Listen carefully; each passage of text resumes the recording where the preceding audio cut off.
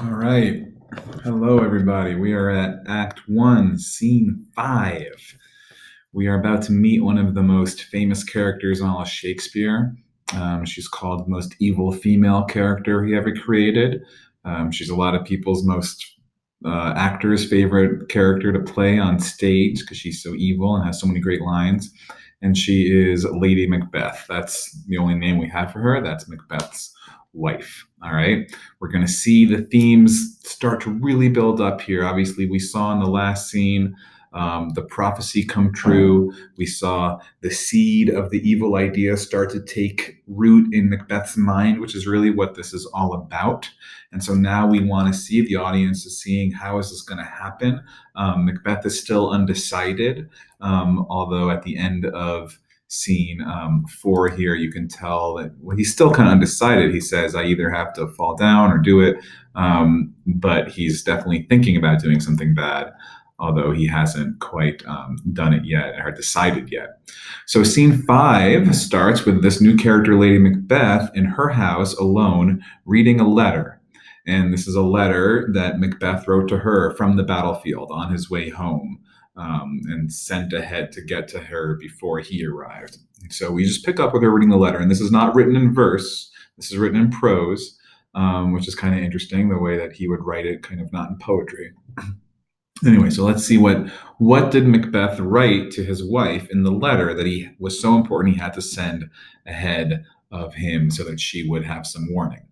It says, they met me in the day of success. So this they here is the witches he's talking about, with who they're called the Weird Sisters in the play.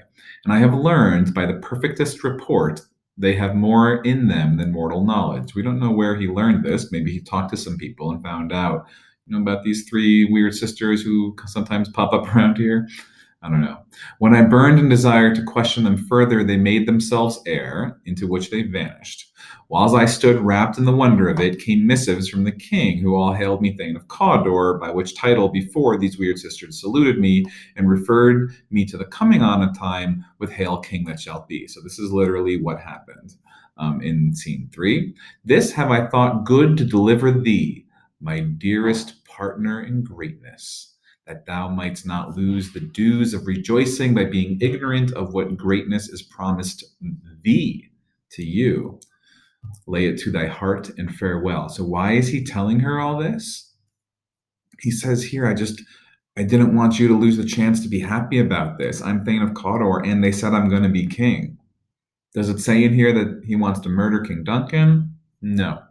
But it does say that he's excited about this prophecy, and he just wants her to know about it. We can discuss whether there's other unwritten requests or things that he really wants her to think about while he's on his way back.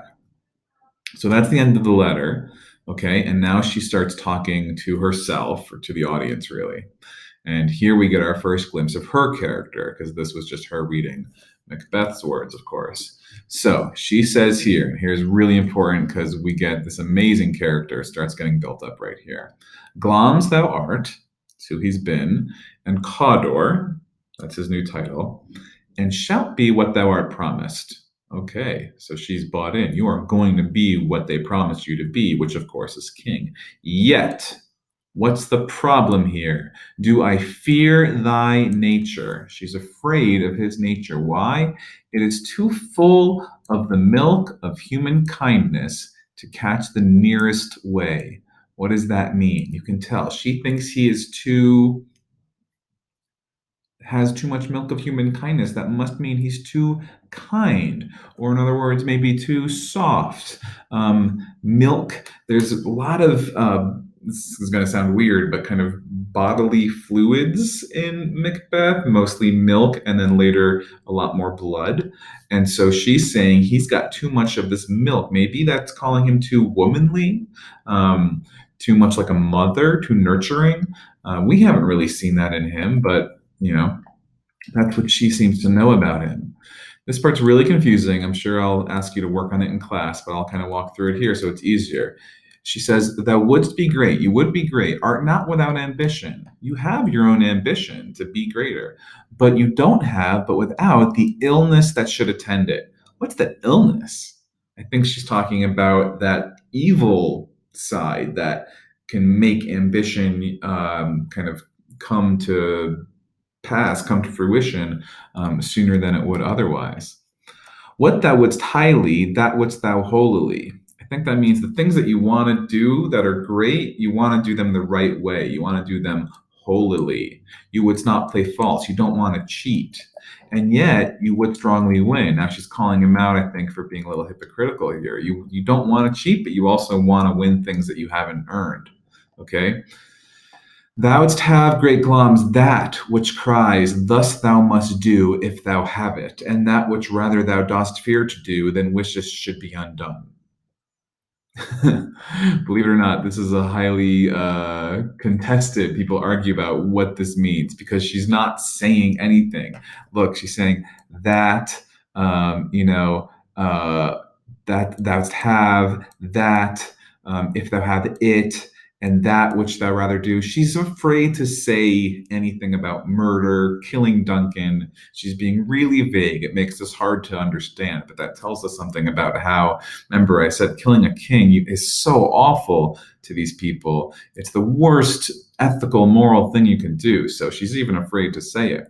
But I think this basically means, you want to kill him, to kill Duncan, because you know you have to do it. But you're afraid to do it, and then you're going to wish that it could be undone. All right, now here's the really cool part. She says, "Hie thee hither," which means come closer. It means hurry home. Hie thee means hurry. Hither means here. So hurry home, that I may pour my spirits in thine ear, in your ear. I'm going to pour my spirits in your ear. That means a couple things. Pouring her spirit, like her soul.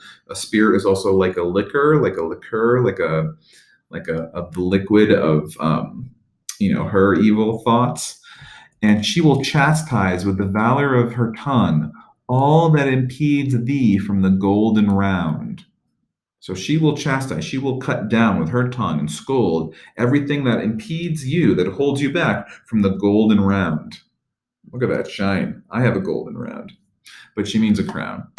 Anyway, which fate and metaphysical, which means supernatural here, seem to have crowned you already withal. So she's like, you've already been fated to become king. She's all bought in. This is going to happen, and I'll help you get there. Okay. So much about her character, which we'll unpack later, but hopefully that helped. Let's move on. A messenger comes in, and she says, "What do you want?" And he tells her the news. The king comes here tonight. She's like, "What? You're nuts." That's what this means. You're nuts. Is not thy master with him? Isn't Macbeth with him? That's his master. Okay, he would have informed me about this. And she says, "No, seriously, it's true. He's coming. Macbeth is coming. One of my fellows had the speed of him, so somebody hurried ahead to tell us this." Okay? All right, so she says, "Go give him tending. Go take care of him when he arrives." Okay, he brings great news. Now she's alone on stage again, and we get this awesome speech. I told you, Lady Macbeth is called the most evil female character in all of Shakespeare. So here is where it happens. Remember, Macbeth is really about, where does this evil come from? How do people start doing terrible things? People aren't born this way, right? So how does somebody become so awful and do terrible things? Here's how it happens for Lady Macbeth. She says, "The raven himself is hoarse that croaks the fatal entrance of Duncan under my battlements." So here we can start to tell what she's thinking. The raven is a symbol of death, right? So she's saying, wow, even the raven is hoarse from creaking and making this announcement that someone's going to die, because she can tell that that's how all of fate and all the forces are moving towards a death coming up. Now here's the really interesting part. "Come, you spirits that tend on mortal thoughts." Okay, she's asking for spirits to come to her. This is a summoning right now. She is trying to summon some sort of spirits, and she asks them to do an odd thing here. Unsex me. That means to take away her sex. She means her female sex. And what she means there are all the things that are associated with her femininity. All right, so what might that be? Unsex me and fill me from the crown to the toe top full of direst cruelty. So take away my womanness and whatever is associated with that, and fill me with pure evil cruelty. That's what she asks the spirits for. It goes on. Make thick my blood. Why? So that she can stop up, like clog up the access and passage to remorse. Remorse means guilt, feeling bad about what you do.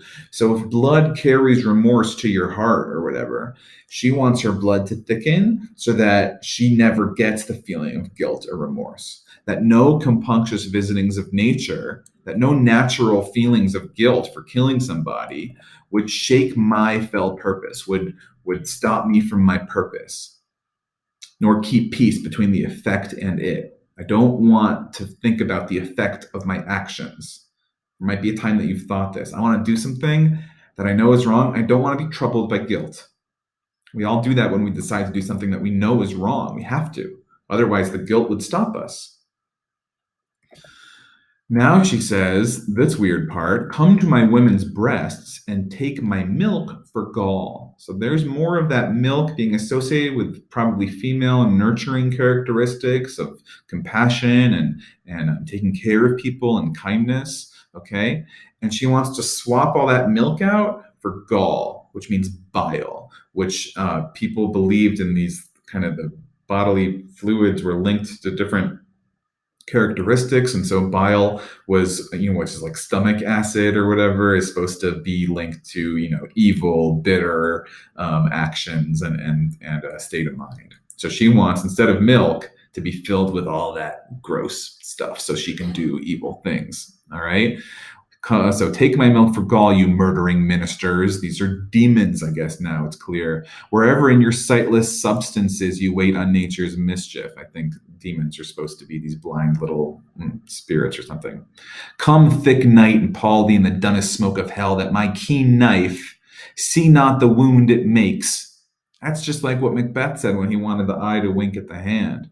Nor heaven to peep through the blanket of the dark to cry, hold, hold. She doesn't want anything to stop her knife. What's clear here too, which is interesting, is who is she imagining doing the murdering? Her or Macbeth? Yeah, she talks about my keen knife. She talks about my fell purpose. So that's kind of interesting. All right. Woo! All right, so there's Lady Macbeth with all of her evil ideas. Now Macbeth is finally home. Okay, he comes in. And she sees him and she says, "Oh, great Glom with worthy Cawdor, greater than both by the all hail hereafter. You're going to be more than that soon." Okay, she tells him about the letters. They've transported me beyond the ignorant present. I feel now the future in the instant. She's excited about the future. What do you think about their relationship here? Think about how you would play this out on screen or stage. What would they do when they see each other? My dearest love, Duncan comes here tonight. And she says, and when does he leave? And Macbeth says, tomorrow. And then Lady Macbeth, and here's where it's clear, oh, never shall sun that morrow see, meaning, oh, he will never see tomorrow's sun. I've got a plan already. All right. Now, Macbeth must do something here because she says, hey, your face is a book where men may read strange matters. What's that? Yeah, that's a metaphor saying, I can read you, because he must have responded to what she said about never shall sun that morrow see. He must have been like, oh. And then she was like, whoa, hey, your face is a book. All right, you better not let people read you like that. You have to bear welcome in your eye, look welcoming, in your hand, in your tongue. You have to act normal. You have to look like the innocent flower, but be the serpent under it. Oh, I know you get what that line means. That's a good one. Okay. Now she says, he that's coming, Duncan, must be provided for. Got to take care of him. And you shall put this night's great business, what's that great business? Murder, into my dispatch. Basically, leave it to me. All right. Which shall to all our nights and days to come give solely sovereign sway and masterdom. We're going to be king and queen. Now he's still not. Look what he says. We will speak further. What's that mean? he's not convinced. He's like, can we talk about this later? And she says, only look up clear. Don't worry, we don't got to talk anymore. Just look clear. Okay? To alter favor ever is to fear, leave all the rest to me. So you should have a lot of thoughts about their relationship, about her character, about Macbeth's character in response to her. We got a lot to talk about. All right, well done. Thank you, everybody. If you leave feedback, again, I appreciate that. I do read through all that, and that helps me out. Okay, see you, stop.